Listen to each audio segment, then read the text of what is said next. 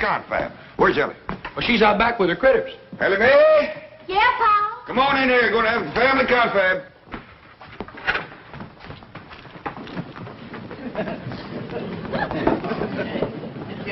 Now, as you all know, poor widow Fenwick and her young'un is coming to spend the day, and we all got lots to do. Fenwick.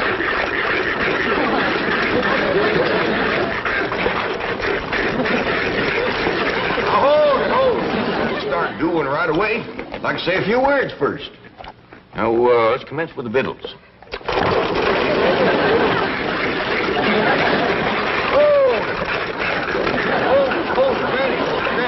I mean the victuals for the Fenwicks. What you got planned? Possum stew, grits and jowls, some corn pone, and some pickled crawdads. Sound a little rich for folks that ain't ate for a while. Well, maybe you're right, Jed. To get the wrinkles out of their belly, I'll start them off with some nice hot owl soup. That'll be fine. Now, Ellie, you and Jethro delivered them that box of clothes, right? That's right, Pop. I never knowed there were so many needy folks in Beverly Hills. Me neither. But by doggies, you gotta admire that widow Fenwick. She's poor but proud. Jethro and Ellie tells me that right across the front of this little house of hers, she's got writ big as life, Fenwick House.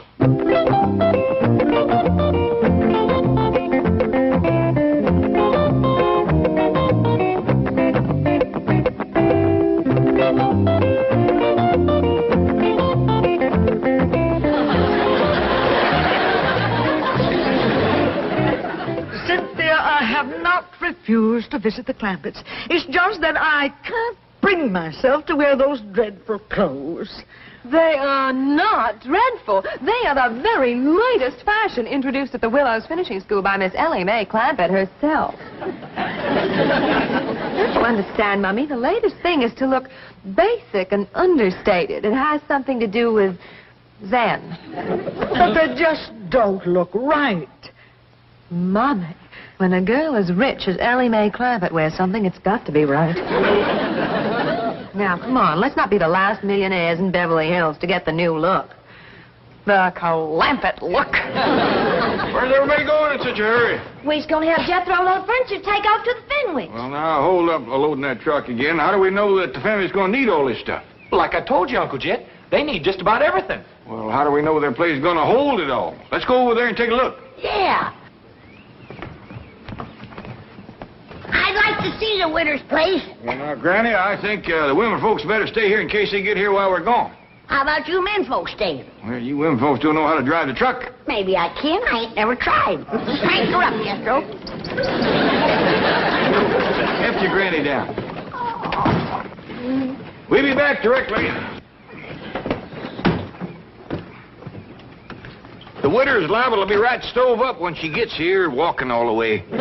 Don't worry, kid. One slug of my rheumatism medicine and she'll be as good as new.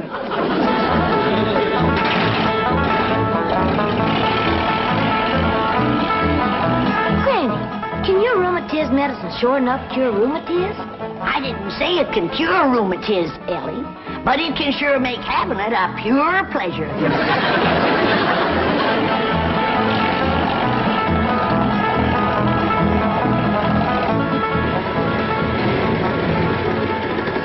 We don't want to embarrass them, Jethro, so if they still at home, we'll right quick drive by. Don't look like nobody's home, Uncle Jet. Well, come on, let's take a look around.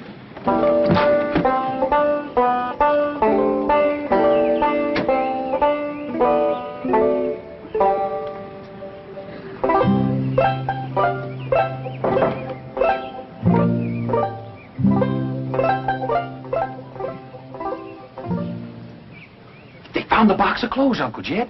Right here's where Ellie and me left them. Jethro, I've seen places with little or nothing in them, but this is pitiful. A chair to sit on. Nor a bed, neither. Ain't got a wash bowl, or a pitcher to fill it with water, or a window big enough to throw it out. Hey, Uncle Jet, we gonna bring them some stuff? No, Jethro. You couldn't squeeze enough stuff in this place to make it fit for two women to live in. Well, then what are we going to do? We got to get him to move into our place. It ain't gonna be easy, with her being such a prideful woman. But it just ain't right for us to have so much stuff and to let them live here in a place like this.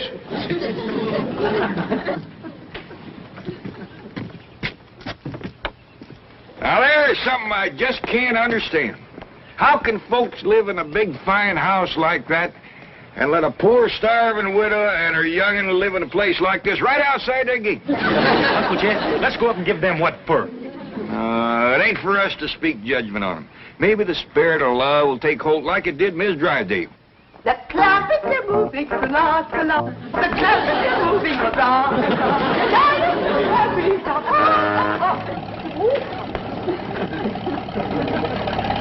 Howdy, Miss Drysdale. Splendid. You came back with another load. Well, now, hold on. We decided not to move these things. Why not? Well, we're hoping that the Fenwicks will move in and use them here. The Fenwicks. Mrs. Radnor Fenwick? Yes, ma'am. You know, the widow with the skinny daughter named Cynthia. They are moving into this house? Well, we're hoping they will. But this is marvelous. I've been trying for years to meet Mrs. Radnor Fenwick, and now she's going to be my next-door neighbor. Well, it ain't for certain yet. Have you engaged a real estate agent to help you sell them on the place? No, ma'am, we just kind of figuring on talking them into it when they come over. I'll help you. I'll dash home and change and come back and help you.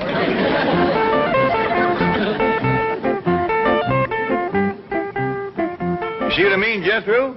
The spirit of love has put wings on her feet. That's what I'll say, Uncle Jed. Just look at her go over that head.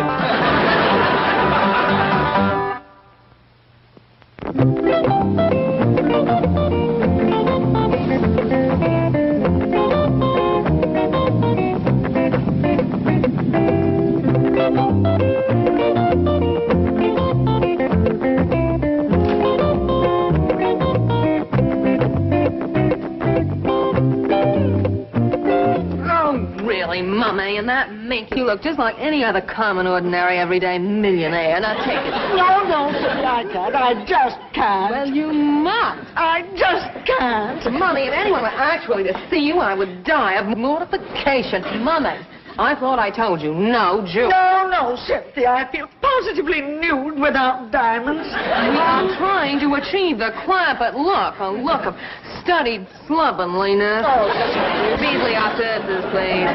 No, Cynthia, not those buckets. Don't be silly, Mummy.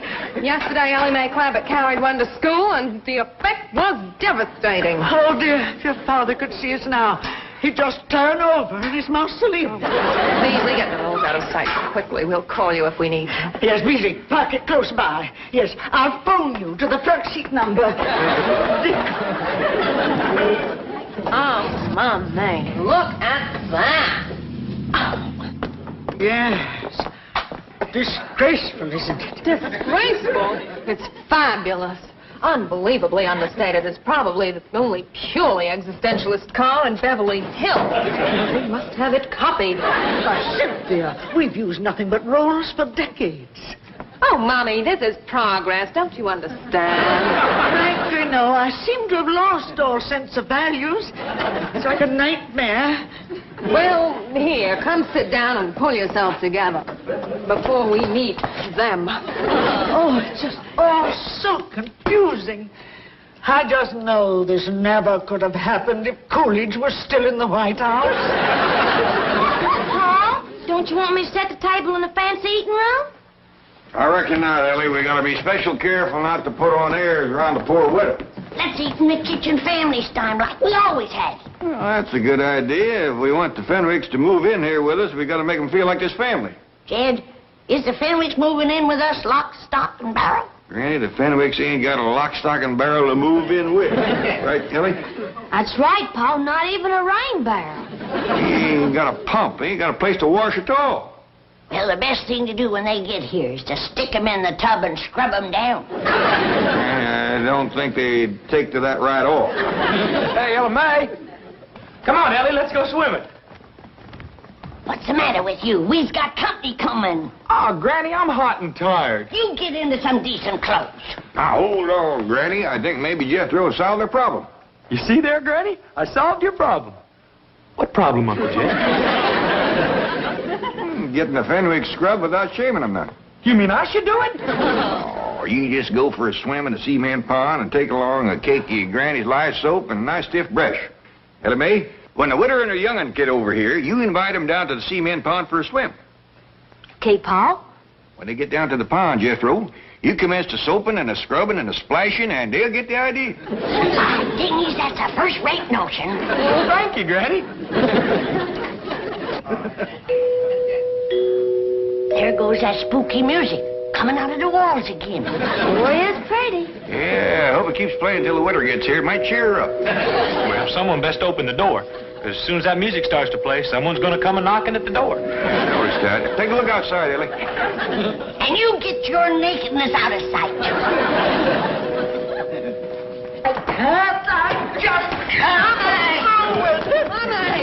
Mommy, please, you can do it. Come on, I'll help you. They's coming, but that poor old widow woman can't hardly make it. I'll get my jug. Is they wearing the clothes you bring them? Yeah, Pa, and toting buckets. To carry home leftovers. Lord love 'em. Let's go give 'em a helping hand. Howdy there, Cynthia. This here's my Pa, and I reckon this is your mom. Welcome, welcome. Well, dogged if you ain't plumb tuckered, Widow Fenwick, but don't you worry. Granny'll fix that.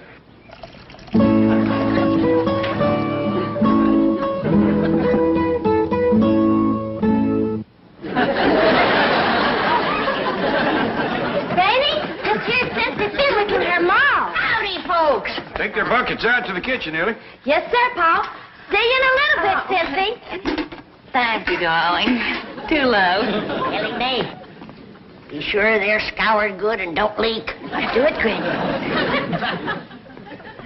Here, widow, this'll brace you up. Oh, thank you. Orange pickle? No, white lightning. Oh, I'm not familiar with the blend, but tea is tea.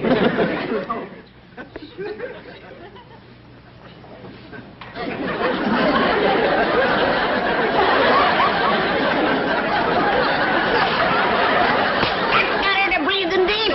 Here, Mommy, have a cigarette, darling. Oh, I wouldn't light a flame so close to your maw just yet. You just might set her off. Come on, widow. Let's go to the kitchen. I'll give you a nice hot bowl of owl soup. Owl soup? Oh, Cynthia, please send for the rolls. No, Mommy. She's right, Widow. You don't need no rolls. Granny's baked some corn pone. Eat my corn. Come on, widow. Oh, Cynthia, please help me. Mr. Clampett, if I might be alone with Mommy for just a few moments, I think I shall be able to compose her. Okay, Cynthia. Just follow your nose to the kitchen. Yeah, the grits and jowls will lead you right to the door. Good gal, widow. Cynthia, did she say grits and jowls? Yes, Mommy, doubtless the maid and the butler. Now, come, do get a grip on yourself. Oh, yeah. Mommy, think of all the trouble the Clampetts have taken to achieve a total look. The truck, those clothes, their speech. Why, they even weave. You'd weave, too, if you ever drank their tea. Try to emulate them.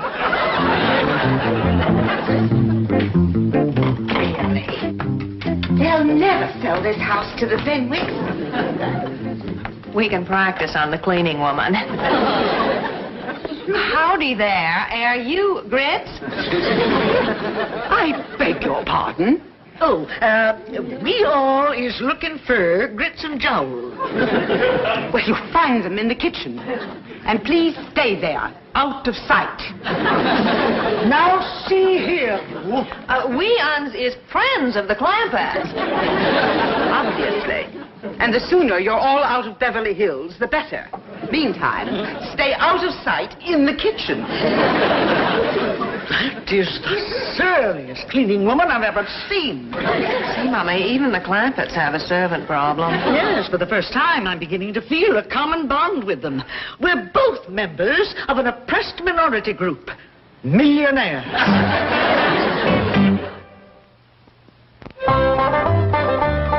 Ain't the Fenwick sniffed their way to the kitchen yet? Well, not yet, Pa. Should I go and find them? Well, let's have a little confab first. Now, Jethro is getting powerful hungry, paddling around in the cement pond with that brush and soap.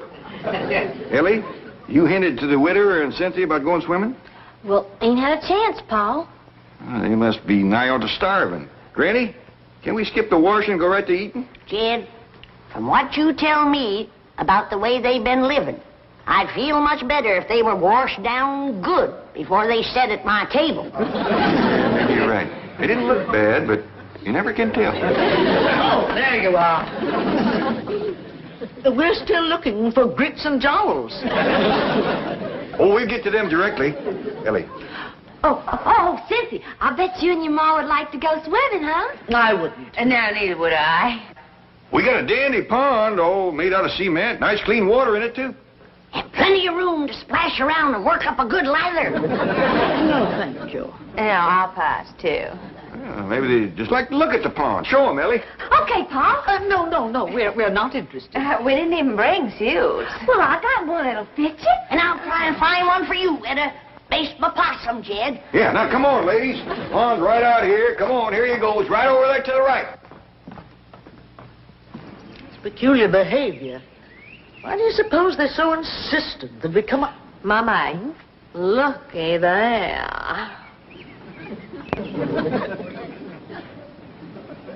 Magnificent. What a specimen of manhood. Who do you suppose he is? Let's find out. Clampett! Oh, Mr. Clampett. Who is that Adonis by the side of the pool? Adonis? That magnificent creature with the rippling biceps. Let's take a look, ma'am. That's why they wanted us to see the pool. They're going to attempt a little matchmaking. Oh, I hope so.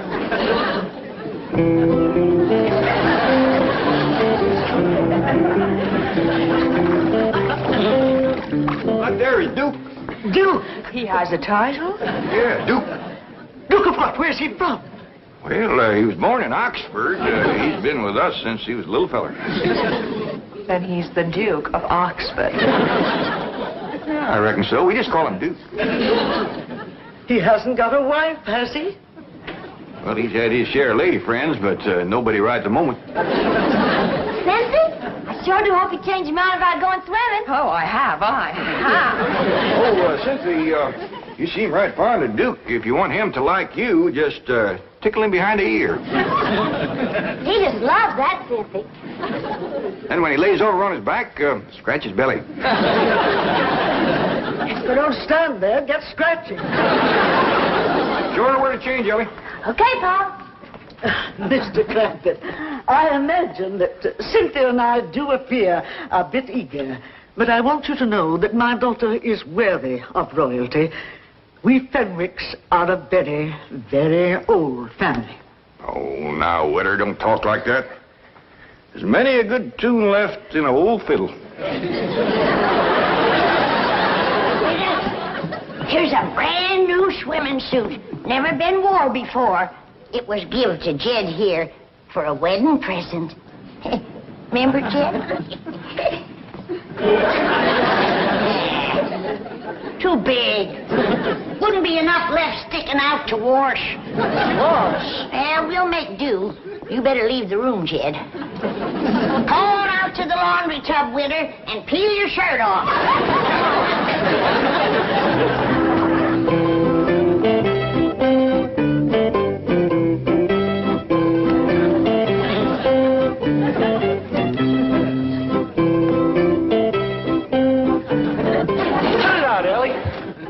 Oh, excuse me. Howdy, ma'am. Your Grace. Yours, too. Permit me to present myself to you. Well, thank you very kindly, but I don't think my Uncle Jed would let me keep you. Oh, Your Grace. Yours, too. I am Cynthia Fenwick. Oh, hey, is your ma coming? No, we are quite alone. Well, shall we go in the water? No, I'd rather not. Well, then why don't you just sit here and you can watch me? Your Grace. Yours too.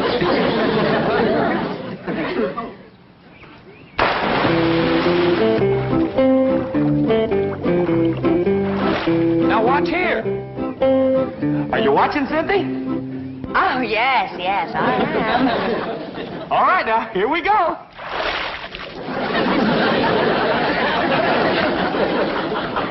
You get the idea? Well, it looks as if you are taking a bath. That's all right. Come on in. Your Grace. Yours too.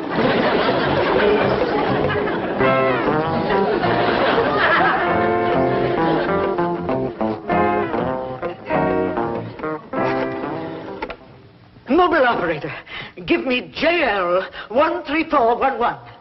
No, make that 12. I want the front seat. I thought I told you to stay out of sight in the kitchen. Now look here. I have taken all the abuse I intend to take in this house. Clampett Look or no Clampett Look. Duke or no Duke. I refuse to... Oh, Beasley! Come quickly, please. Now you get out of here. And take that other antique with you. I refuse to take orders from a poorly dressed, ill-mannered, overweight cleaning woman. Why, you lousy hillbilly. I am Mrs. Milburn Drysdale. And what does that mean? It means that I am a pillar of society. You were a pillar. I am cutting you down to a stump. Don't you dare pull a knife on me. The only thing I'm going to pull on you is your head. Well, Jethro, Granny said she had trouble scrubbing the widder. How'd you do with the daughter? I tried, Uncle Jed. But that girl ain't washed in so long, I couldn't sell her on the idea. Granny said the widder bucked like a mule, too, and then she busted loose and run. Can we eat now? Yeah, Jethro, scoot up the back way and get some clothes on. Hey, you know something, Uncle Jed? That skinny little rascal, all she wanted to do was tickle me behind the ear and scratch my belly. Paul, come quick. Miss Drysdale and the widow Fenwick is having a real cat fight in the front hall.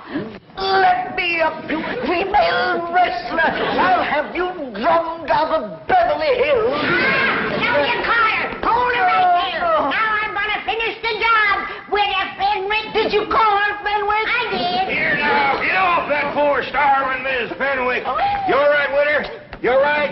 Oh, I have never been less all right in my entire lifetime. Beasley's here. What's the matter? Ask no questions. Just flee for your life.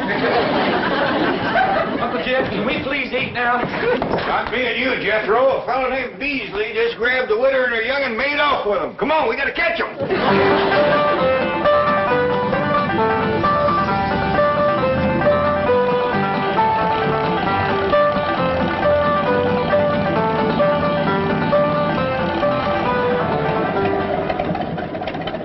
Right in there, Uncle Jed. Now the gates are closed. Well, I'll be doggone. That Beasley feller's the one who lives in that big mansion. And he's taken the widow and Cynthia into his house. And bound and scraping to him, too. Uncle Jed, you was right about not speaking judgment on that rich fella. Yeah, looks like the spirit of love sure took a hold of him, all right. Come on, Jethro, let's go home and have some possum.